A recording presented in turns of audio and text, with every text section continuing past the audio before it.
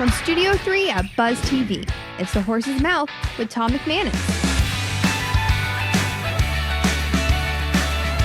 All right, time for another edition of Up Close and Personal here on The Horse's Mouth, brought to you by our friends at Goodfellas Cigar Lounge and Spirits, as well as my good friends at Brust Nutter Wealth Advisors. My guest this time around, I'm looking forward to this one. It's Leanna Cumber from the Jacksonville City Council, who is also running for mayor. Hey, how are you, Leanna? Great to see you again. Good to see you. I met you through our mutual friend, Reggie Hayward, and I'm glad you finally found a time to come here and sit at the bar. Thank you for having me. Cheers. Great to have you. Talk to me about, first and foremost, your role with the Jacksonville City Council. So I've been on the city council since 2019. Okay. District council member. This is my district right here in San Marco. Cool. And, awesome. Easy trip over. Easy trip over. Good. Yeah. And have been really active in public safety bills and doing a lot in sex trafficking and great other public safety bills to shut down these illegal businesses Good. and so forth. Crush them all. City. Yeah, Yep. I wish I could crush them with you. I know. For sure. I know that some of those industries are ridiculous, making a ton of money too, billions of dollars. Some of them. That trafficking is disgusting. Yep. Well, good for you. I'm glad you're on the front lines. What's your background? Like, what's your trade? Were you an attorney, or did you go to law school? What's So I'm your an story? attorney, and I work in transportation. Okay. So I work in infrastructure financing, which basically means when you want to build something big, a road, a highway, whatever, it's my job to try to go get federal money and in loans and grants, and try to get. That's some bond financing too. You got to do it through that, or no? Yeah, a little bit. Yeah, a little bit. Mostly state loans and then grants. There's the infrastructure. Yep. Now there's $1.2 trillion in infrastructure money coming out of DC, which that's big time. That's ridiculous. That's big time. All right, so you're running for mayor. Yes, I am. That's huge, Leanna. Congratulations, first and foremost. How did you get to that decision? How did you get to that point where, you know what, I'm going to run for mayor? Yeah, it's been great being on council, and it's great to be in the legislative body. Sure. But we're really lucky to have a true executive, legislative, judicial branch of government. And so the mayor really sets the tone, sets the policy, and we're such an amazing city. And we can be so much more. And as I travel around the state, travel around the country, everyone's ready for Jacksonville really to step up and punch above its weight. And well, we're a big city in Florida. We should be just like Miami and Tampa. They're a little bit ahead of us. I think Tampa's a little bit ahead of us, but we're going to get there. But it is a great city, and it needs great representation. So it's such, I commend you for going into the political foray, because it seems so, I don't want to say violent, but it seems just so tough. You got to really put up with a lot of things. I guess you're ready for that, huh? Yeah, you have to be. You have to be. Yep. You have to be. And I've worked my entire life. I've worked, for everything. And between that, being a mom, I can tell you're a bulldog too. When it's, working on. I can tell by looking at you, like, you don't want to get her mad. I can see it. It's coming. Good. Yeah. Good for you. You got to have that fire. Yeah. Especially when you're leading people. At times, it's got to come out. You got to. People want someone who's going to fight for them, and want someone who's going to do the right thing because it's the right thing to do and right thing to do for the city. Right. Yeah, Is it? Because it feels so. Everything's political. It's so divided. Like so. How do you unite? How can you unite? Are we that far apart that we? I'm sure. That's a stupid question. Of course we can unite, but the challenges of uniting. What do you focus on to try to unite everybody? Hey, look, we're all Jacksonvillians. Right. Who cares what part you are? We're here for this city. We live in this city. We want this city. We may not agree on everything, the way it's run, but at the end of the day, we all want the same thing. Right. I would think. And we can get there. It's exactly right. And the country's kind of gone to its corners. But we don't need to do that on municipal level, and we can't. We can't, because the reality of it is, everyone cares about crime. Everyone cares about infrastructure. Everyone cares about educating their children the best way possible. Those things aren't partisan issues, and they shouldn't be partisan issues. Those are the things that we need to all get together. And I don't have to agree with you 100% of the time, even 50% of the time. If you and I see an issue that we can agree on and move forward, that's what we need to do. And we can do that, and people are ready to do it. No doubt. I'll tell you one thing that shouldn't be political. I see it every day. Drop my daughter off at school. Is the homelessness, and we need to help to find a way to. I don't know the answers. I don't have those answers. I'm sure that'll be part of, what you're going to try to do to just. And it's not cleaning it up. It's helping those people. They need help. You can see it that they need help. So Jacksonville's always been a helpful city as long as I've been here, anyway. It has, and on that, I think that so I've worked in domestic violence almost my whole life. Wow. And the one thing we know about homelessness is most women and children are homeless because of domestic violence and loss of credit. And so for me, it's really interesting to start talking about, okay, how do we get private banks and financial institutions to get together and do microloans? And how do we do that? Sure. Because like you said, it's about helping. It's not about just building more shelters or about hiding the homeless, or it's really about like changing those situations, but having them take ownership and take power to do that. And that's, I think there are like a lot of really creative solutions that every city is dealing with this. No doubt. There are solutions all over the world. Absolutely. For this. Well, look, I look forward to seeing what you can do, and your run for mayor. I know that's not an easy task, but I know you've done a good job out there, and you continue to do it. Thanks for being here. Thank you. Thank you and for the beer. Appreciate it. Yeah, cheers. Cheers. You may have my vote with the beer drinking, I tell you right now. And that fire. I love the fire. All right, Leanna Cumber from the Jacksonville City Council right here on the Horse's Mouth, and one of our mayoral candidates. Very exciting to be talking about that right here on the Horse's Mouth. Until next time, stay safe and be cool out there. We'll see you right here on the Horse's Mouth. Cheers.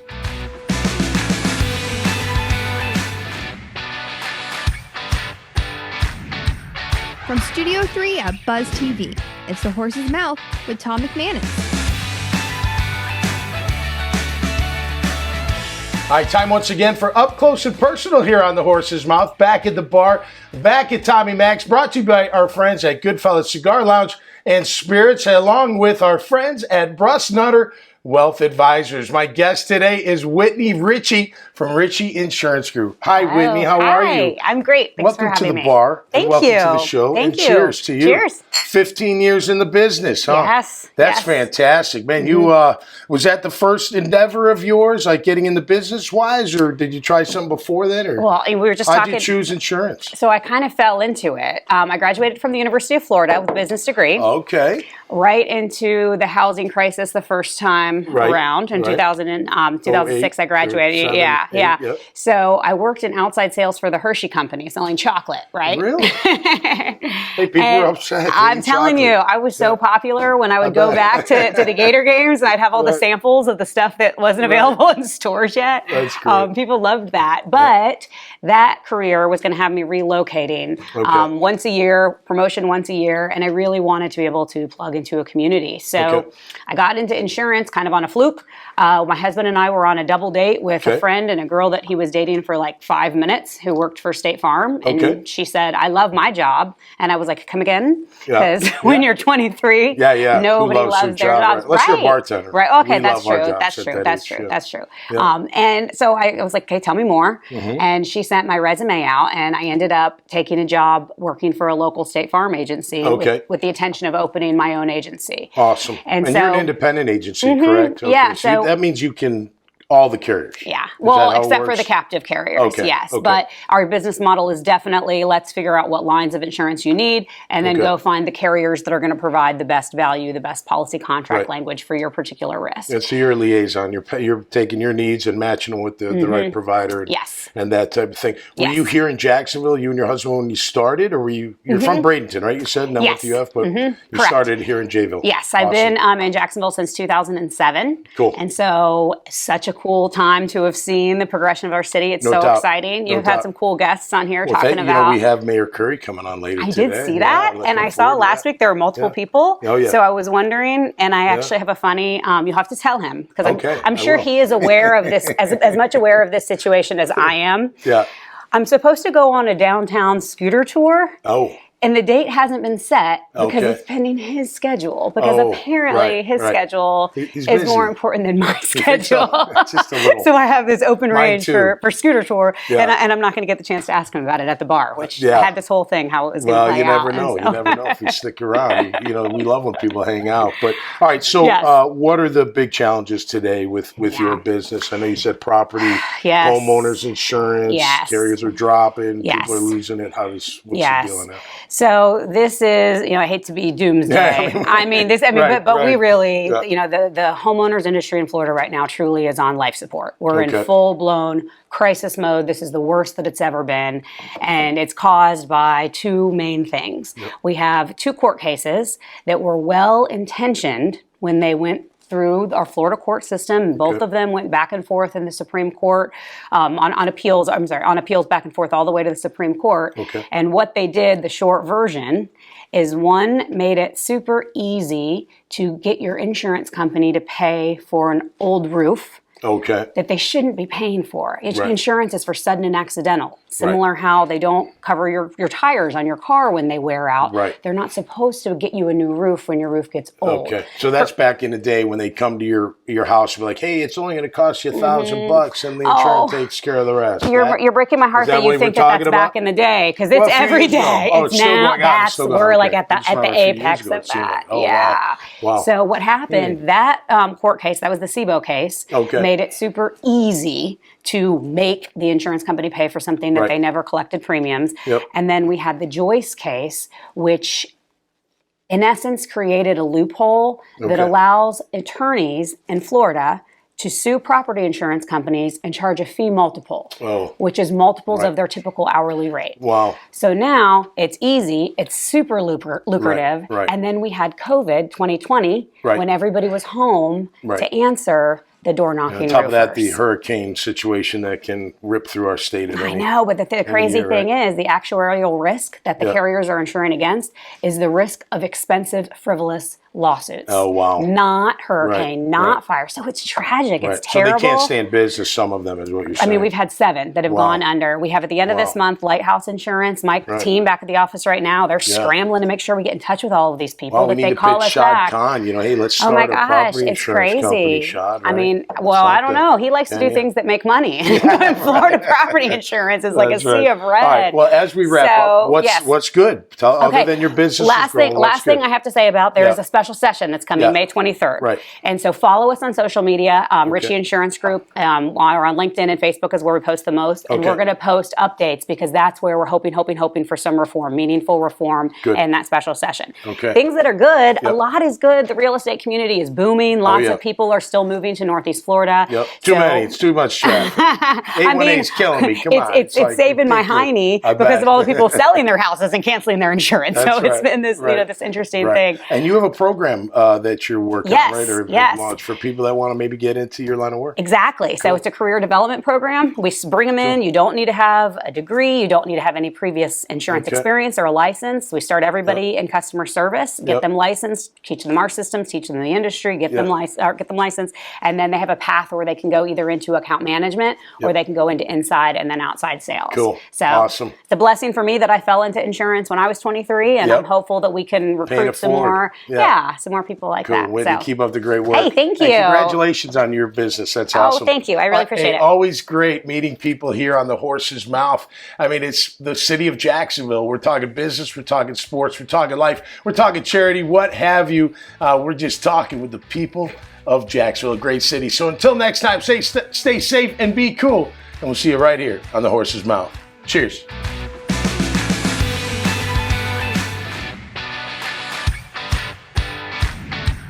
From Studio 3 at Buzz TV, it's the Horse's Mouth with Tom McManus. All right, time once again for the Horse's Mouth here at Tommy Mag's back at the bar, talking about Jacksonville, talking about business in Jacksonville as well. Brought to you by our friends at Bruss & Nutter Wealth Advisors, as well as our good friends at Goodfellas Cigar Lounge and Spirits. Let's welcome in the panel. We'll start with Adam Chaskin, the CEO of the Jewish Community Alliance. How are you? I'm doing great. Great to have you. Thank you for having me. You've been the CEO there for what, 3.5 years, you said? Yep, 3.5 years. Got into town just enough to learn a little bit and then have everything shut down for a little bit. Yeah, no doubt. But That must have been a challenge, huh? It has been. But we've actually thrived through the challenges of the last couple of years. Cool. Our whole mission is to be a place for all members of the community to be able to come together and grow in mind, body, and spirit. And, some needs have been ramped up the last couple of years, and we're glad we've been able to help. No doubt. People do need more faith. There's no doubt about that. What did you do prior to coming to Jacksonville? I was working at another Jewish community center up in upstate New York. Before that, I was a college basketball coach for 20 years. Really? Yes. What school? My last stop was at Siena College in Albany, New York, which is why I lived up there. All right, man. That's pretty cool. You like man? You like zone? What do you like? I'm a man-to-man guy. Oh, man, Zone has its point. How about the trap? The trap? Oh, yeah. Trap's tough. Especially when you know you're the better team. My 8th grade year, we went 28-1 Chicago. We were unbelievable. All right, we got John McCorvey back. Hey, John. Yes, sir. Hey, Tom. Miles Mediation Arbitration. Man, good to have you back. It's great to be back. What's the latest? Still mediating, still peacemaking. Yeah. And doing more of it. Yeah, is it pretty busy? It's getting very busy. Is it more with COVID? Like, how did COVID, affect you guys? And was there more cases, less cases? What was the deal? The amount of cases remained the same, but it went virtual. It went to Zoom. Okay. And just like the court system went to Zoom in large part. Most of the hearings, if not the trials, are held via Zoom these days. Wow. And so people like that for mediation. It's convenient. However, it's a little tricky in mediation because you're trying to build rapport with the litigants and counsel. It's a little more difficult to do that through a screen. And so they don't get the emotional side of it almost. So it's I have mixed feelings about it. I like the fact that you can bring in people without them having to fly to Jacksonville, and it makes things convenient. But I think there's a lot to be said for an in-person mediation and the opportunity to build relationships and all be at the same place and know you're there for a specific purpose. Yeah, so mediation in Jacksonville is thriving. Yes, absolutely. Good. That's good. That's good. It is. Well, you're peacemaking, right? You're trying to find some common ground somewhere. Well, very few cases go to trial, actually. It's a minuscule percentage. It's maybe 1.5%. So the vast majority will settle at some point. Mediation is typically the best opportunity for the case to settle. But even if it doesn't settle at mediation, when the rubber hits the road and those lawyers start asking for those trial retainers, things tend to work out. Yeah, exactly. Speed it up. No doubt about it. Wes Glocker's here from Valar Energy Water. How are you, my man? Good. How are you? Good to see you. Welcome to the bar. Thank you. Tell us about your energy drink. We tried to fix a problem, that we saw, which was people popping Red Bulls and stuff all day, trying to get that energy boost. But, there's a lot of stuff in those that aren't good for you. So, so we figured, what's really the healthiest thing out there is water. Yep. So why don't we take the water, combine it with some caffeine and maybe just a little bit of flavor, and that's how we grew out in Valar. How long R&D? You said 5 years to get it to market? It's been about 5 years to get it to here. God bless you, man. That's no joke, hanging in there. Caffeine's very bitter, so when you're trying to mask that flavoring and get that formulation right, it took a while. Okay, and you're just hitting the market, right? South Florida, you're trying to get up here a little bit, but we just had a big launch event down in Fort Lauderdale at the Blue Martini about a week ago. That was our biggest event yet. Yep. We're going live with the distribution statewide here come beginning of next month, and we've got I'm feeling like a commercial being shot here at the bar for Valar, man. Why not? Bar, Valar, they go together. There you go. You know what I'm saying? Absolutely. I'm a marketing genius. You don't know it. I don't look like one, but we can figure it out. It goes great with vodka. Yeah, does it really? Oh, yeah. Caffeine and vodka. I mean, what else do you need? Let's go. How about with COVID had to just hit at the wrong time? It slowed us down by a year and a half or so. Okay. We were ready to go right into it. And, it just wasn't. I'm an entrepreneur as well. I actually posted this today. I always believe this. If you give up, it's over. If you never give up, you'll always stand a chance. Yep. It's true. Good in point. everything we do. Yep.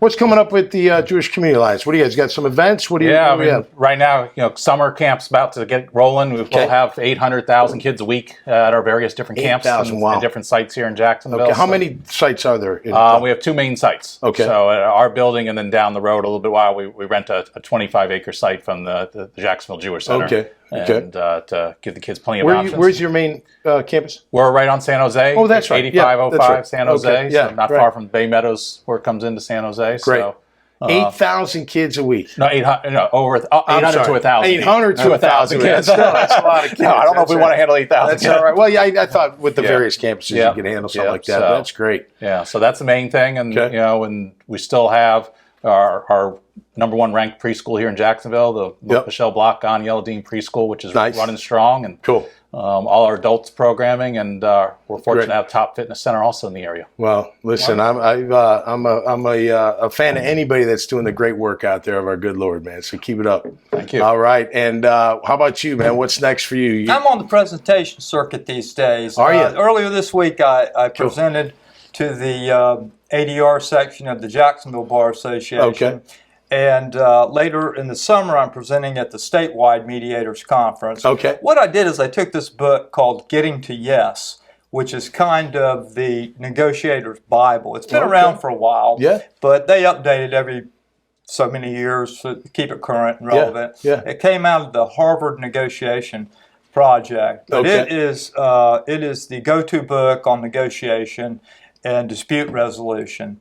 Cool. And so I've put together a PowerPoint that I hope conveys some of the main points of the book and helps educate both attorneys and mediators. Good. Well, good luck with all of that. And my firm, Miles Mediation and Arbitration, is certainly on the move. In addition to offices now, they're out of Atlanta, and we have offices in Savannah, Charlotte, Nashville, Columbia, of course, Jacksonville, and we're in Tampa now. Oh, nice. So we are really expanding, and it's an exciting time to be with the firm. Yeah, I have a feeling that, there might be some mediation needed when the Jags want a new stadium. We're going to have to figure that one out. You think? Maybe. There's always the need for mediators at City Hall. Absolutely. Wes, good luck with your water, man. Really appreciate you coming on, man. And sticking it out, and now it's here, so all the best. Gentlemen, peace. Thanks for being here. Thank you, Tom. Thank you. Really appreciate it. All right, that'll do it for us right here on the Horse's Mouth at Tommy Max at the bar. We talk business, we talk Jackson, we talk about good people doing good things right here in this great town. Hey, if you want to see more segments like this, just go to iwannabuzz.com. Until next time, stay safe and be cool out there. We'll see you right here on the Horse's Mouth. Cheers.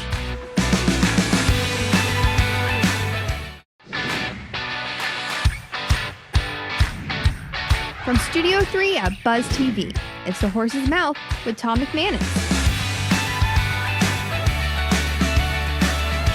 All right, time once again for another edition of The Horse's Mouth. Here at Tommy Max, back at the bar, brought to you by our friends at Goodfellas Cigar Lounge and Spirits, and also Brusnutter Wealth Advisors. Let's welcome the panel in. Brandon James Thompson from BT Medical Innovations is here. Hi, Brandon. How you doing? How you doing? Thank you for having me. Good to have you. You're looking sharp, man. Sharp-dressed man. I appreciate that. Tell us about BT Medical Innovations, brother. Yeah, so I've got an interesting story. So I've been in the healthcare aesthetic space for a long time. Okay.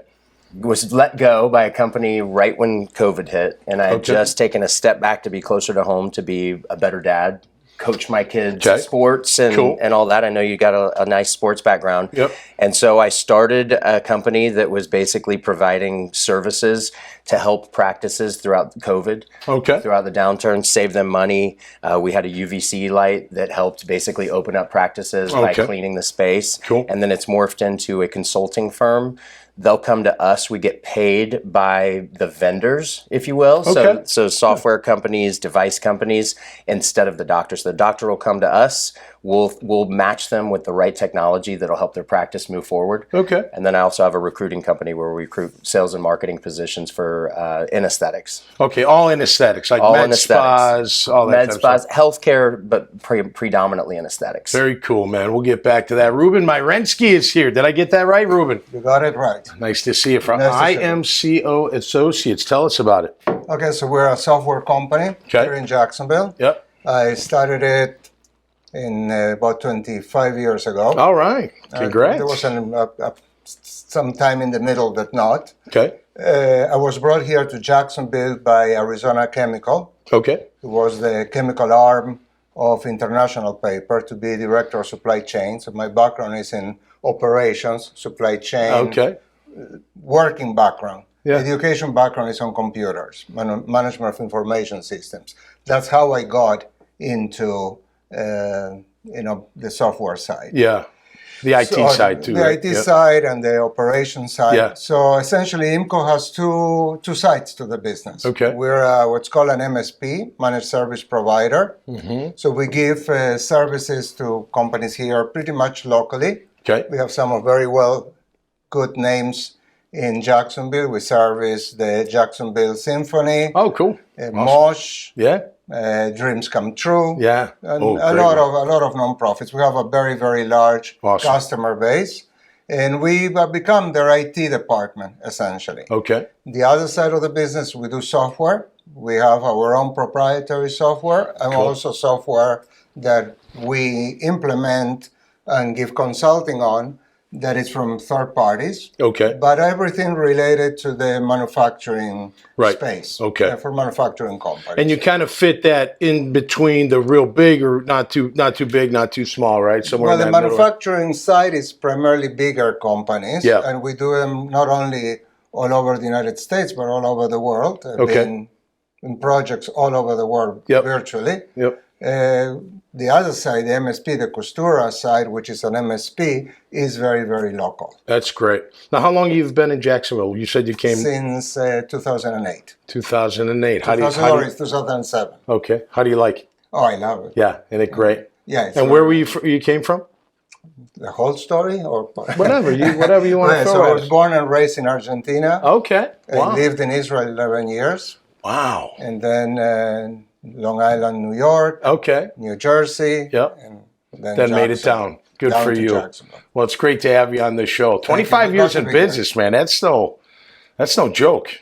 That's doing it right. I'm no spring chicken. Yeah. Well, you must be doing it right. You're handling your customers right. You're handling your employees right. We've been growing very nicely, and we always innovate. We change our business with the times. Great. So we moved more into the software. We feel there's a lot of synergy between the MSP side, the technical side, the hardware side, and the software side. And we're trying to combine it. Well, that's great. All the best, and thanks for being here, no doubt. I want to know, how did you get into the aesthetic side? Did you get in at a younger age? My story is kind of cool. So I honestly wanted to be a trial attorney. I didn't fare well on the LSAT.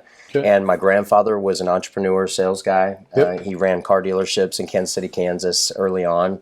So I got hired right before 9/11 by two pharmaceutical companies. Oh, okay. And then 9/11 hit, which my dad was actually a 757 pilot. Back then, it was pretty scary. Yeah. But I talked to a couple of physicians that were family friends, and they said, if you sell copiers, you'll be able to write your ticket. And I sold copiers. I answered an ad in the paper to date me. So it was 2001. Sold copiers for a local company, Konica Minolta dealer. And then it's kind of written my path into sales. And so I've been in aesthetics since 2008, selling devices. And then I've gone from, top sales rep, rookie of the year, top sales rep to manager to VP of sales, and now to business owner. All right. So good for you, man. Wish I would have done it earlier, but I guess, no timing is better than now. That's right. You're young. That's right. The Lord will tell you when the timing is, right? Good to have you guys. Thanks for being here, and all the best. Awesome meeting new people and what they're doing in the great city of Jacksonville. Great people doing great things right here in this awesome town that I call home. Hey, if you like these kind of segments, you can find more at iwantabuzz.com. Until next time, stay safe and be cool out there. We'll see you right here on The Horse's Mouth.